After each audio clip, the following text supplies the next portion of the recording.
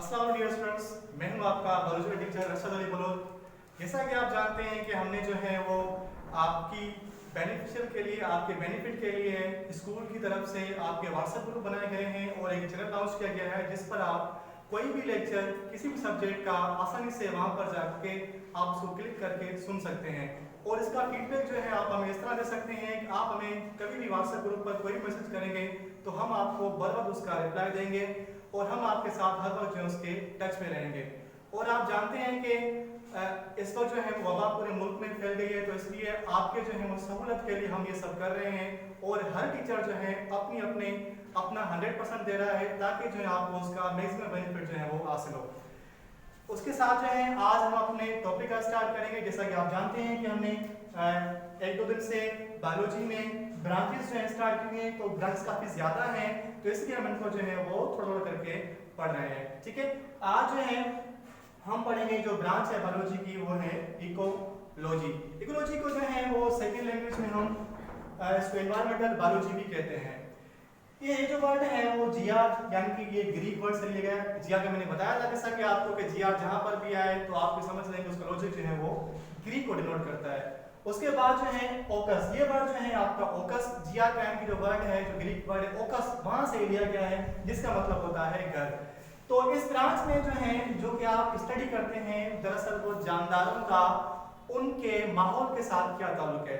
The relationship between organisms with their environment is called ecology। जैसा कि आप जानते हैं कि हमारा जो है वो पानी के साथ क्या ताल्लुक है, हम उसको पीने का इस्तेमाल करते हैं, आग के साथ हम उससे हम कोई भी चीज़ हीट करने के लिए, पकाने के लिए उसको इस्तेमाल करते हैं। उसके बाद हम अपने घर को वहाँ पर रहने के लिए इस्तेमाल करते हैं। ठीक है, हवा को हम जो है अपनी सांस लेने के लिए इस्तेमाल करते हैं। ऐसी जो चीज़ें हैं जो भी जिस तरह हमारी लाइफ पर इफेक्ट कर रही है उस तरह और जानदार भी हैं उनकी लाइफ पर इफेक्ट करती हैं। जिस तरह काफी जो है वो पौधों के लिए या सभी जो हमारे पौधे हैं प्लांट्स उनके लिए जरूरी है कार्बन डाइऑक्साइड, इस तरह हमारे लिए जो है वो ऑक्सीजन जरूरी है। ठीक है, इस तरह हमारे लिए पानी, हमारी जो बॉडी है वो 70 से जो है वो 90% जो है हमारी बॉडी वाटर की बनी हुई है। तो इससे आप अंदर लगा सकते हैं कि हमारी बॉडी में वाटर की कितनी इंपॉर्टेंस है। और फायर की आप जानते हैं कि फायर अगर नहीं होगी तो हम कोई भी चीज जो है उसको पकाने के, कुकिंग के जो है बल्ब कभी भी नहीं बन पाएंगे और ना ही हम उससे कोई काम निकालेंगे। ठीक है, आई होप कि आपको ब्रांच समझ में आ गई होगी। आगे बढ़ते हैं हम एम्ब्रियोलॉजी। वर्ड एम्ब्रियो जो है इस पर अगर आप गौर करें तो इसको जो है हम सेकंड जो है लैंग्वेज में डेवलपमेंटल बायोलॉजी भी कहते हैं। तो आपको पता होगा कि आप अपनी प्रीवियस क्लासेस में जो है वो रिप्रोडक्शन के बारे में पढ़ के आए होंगे।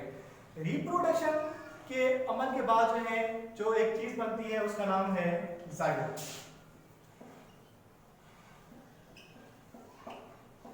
ठीक है, जाइगोट जो है उसके बनने के बाद जो है फौरन ही जो कि एक पतन वाली चीज होती है उसको हम जो है वो एम्ब्रियो कहते हैं, बिल्कुल जो है वो ऐसे।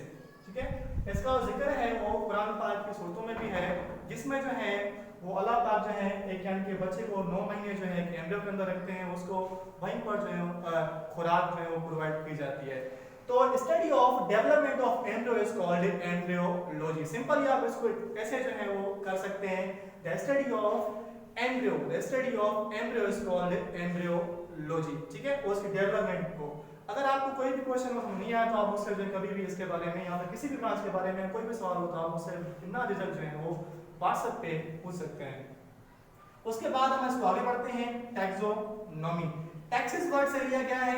ठीक है, ग्रीक लैंग्वेज का वर्ड है और उसका मतलब है अरेंजमेंट। अरेंजमेंट का मतलब होता है किसी भी चीज को तरतीब देना।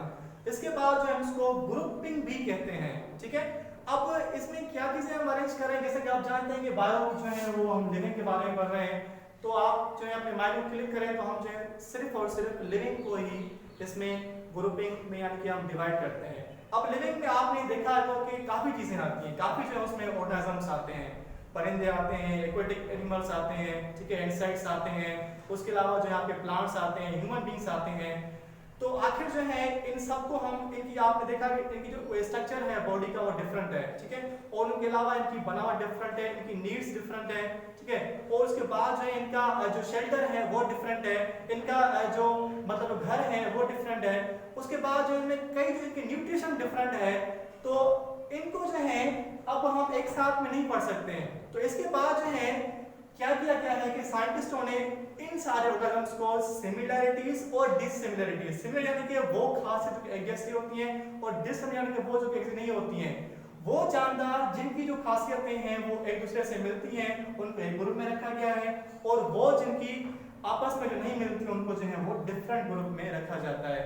तो जिन यानी कि जानदार को डिफरेंट डिफरेंट ग्रुप्स में जो है वो रखा जाता है, उस चीज को हम जो है वो अरेंजमेंट कहते हैं। ठीक है, तो ये टैक्सो जो मतलब है इसका यानी कि जो है एक लॉ है, ये कानून है जिसमें हम जानदारों को मुख्तलिफ ग्रुप में डिवाइड करके हम जो उनकी बाद में उनकी स्टडी करते हैं। ठीक है, तो study of different organisms and their arrangement is called taxonomy. उसके बाद है हमारे पास जेनेटिक्स। जेनेटिक्स जो ब्रांच है दरअसल ये न्यू ब्रांच है, इसका मतलब होता है ओरिजिन। ओरिजिन यानी कि इंसान जो है उसका वजूद में आना, इंसान कहाँ से वजूद में आया, इंसान जो है वजूद में आने से पहले वो क्या था, उसका जो है स्ट्रक्चर क्या था, वो जंगल में रहता था पहले, पहाड़ों में रहता था, उसके बाद उसने कैसे अपने आप को जो है डेवलप किया, कैसे वो आगे बढ़ा, तो सारी चीजें हैं ये हम उसको जेनेटिक्स में स्टडी करते हैं। ठीक है, उसके बाद है हमारे पास पैलेंटोलॉजी में जो है पहले जो वर्ड है ग्रीक वर्ड है। ठीक है, पहले का मतलब होता है एंशिएंट, एंशिएंट यानी कि पास्ट, जो कि यानी कि पुराना हो, जो कि ओल्ड हो। ठीक है, उसके लिए वर्ड जो है एंशिएंट यूज करते हैं। उसके बाद ये जो ओंटोलॉजी है ये वर्ड ओंटस से लिया गया, जिसका मतलब होता है जानदार, यानी कि वो जानदार, वो हमारे ऑर्गेनिजम्स जो कि ओल्ड एरा में रहते थे और बाद में ऐसा वक्त आया कि वो जो है वहां से हट गए और वो उनकी जो मर गए जब, जैसे कि डायनासोर्स हैं, और जो उनकी बॉडीज हैं वो जमीन के अंदर दब गई और वो रॉक्स की शेप में जो है वो चेंज हो गई। तो इसको जो है हम पैलेंटोलॉजी कहते हैं, यानी कि उन जानदारों के बारे में, the study about those organisms which live in ancient era, but they are not available or they are extinguished at this instant, so we call it palaeontology, यानी कि उन जानदारों के बारे में स्टडी करना जो कि पहले यहाँ पर थे लेकिन कितने हालातों के बुनियाद पर वो यहाँ पर अभी नहीं है, और उनकी जो बॉडीज हैं वो जमीन में चली गई हैं और वो बन गई हैं आपकी फॉसिल, उसको हम कहते हैं फॉसिल। ठीक है, जो कि जानदारों की बॉडी जो है जो कि जमीन में दब जाती है और फिर वो एक फ्यूल में चेंज हो जाती है, जिसको हम कहते हैं फॉसिल्स कहते हैं। अब इस फॉसिल से जो है आपकी जो है क्या क्या चीजें आपकी बनती है, इससे आपका जो है गैस बनता है। ठीक है, इससे आपका जो है पेट्रोल और जो मादनियात की चीजें हैं वो हमें इन फॉसिल से अवेलेबल होती हैं। अब ये कैसे, यानी कि आप सोच रहे होंगे कि एक जानदार की बॉडी से ये जो इनऑर्गेनिक कैसे जो चीजें बनती हैं, दरअसल जो हड्डियां होती हैं ना डायनासोर की बड़ी बड़ी हड्डियां, उसमें जो है आपको दो चीजें मिलेंगे, कैल्शियम, दूसरा जो है फॉस्फोरस।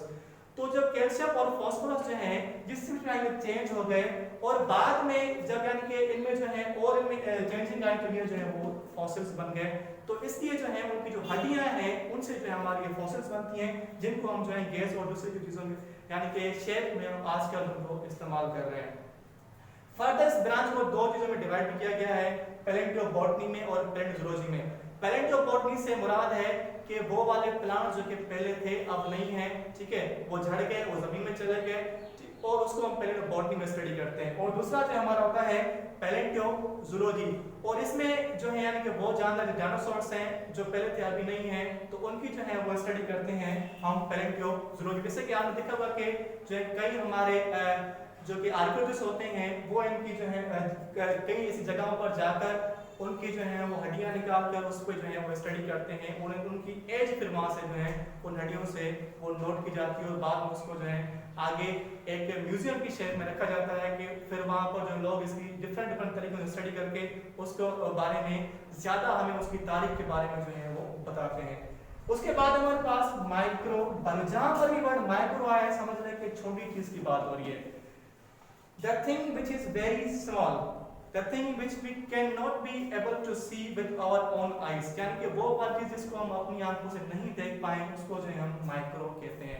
तो माइक्रो में जो है हमेशा से उन जानदारों के बारे में स्टडी की जाती है जिनको हम अपनी आंखों से नहीं देख सकते हैं, जैसे कि आपके जो है वो वायरसेस हैं, बैक्टीरियास हैं, ठीक है, उसके अलावा जो है आपके फंजी हैं, उसके अलावा जो आपके यूनिसेलुलर्स हैं जिसमें आप अमीबा, पैरामीशियम, ये सारे जानदार आते हैं, इनको आप कभी अपने आंखों से नहीं देख पाते हैं क्योंकि दे आर वेरी स्मॉल।